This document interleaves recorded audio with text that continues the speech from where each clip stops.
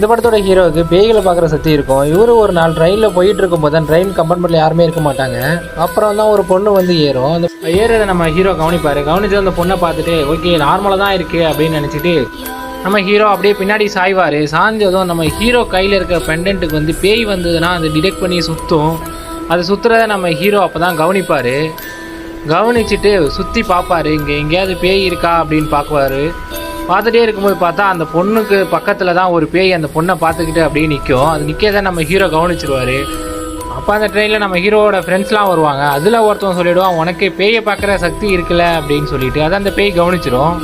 உடனே நம்ம hero shock ஆகி பார்ப்பான். பார்த்துட்டு அவங்கெல்லாம் ஃப்ரெண்ட்ஸ்லாம் இறங்கி போயிடுவாங்க. நம்ம ஹீரோ மட்டும் தனியாக இருப்பான்.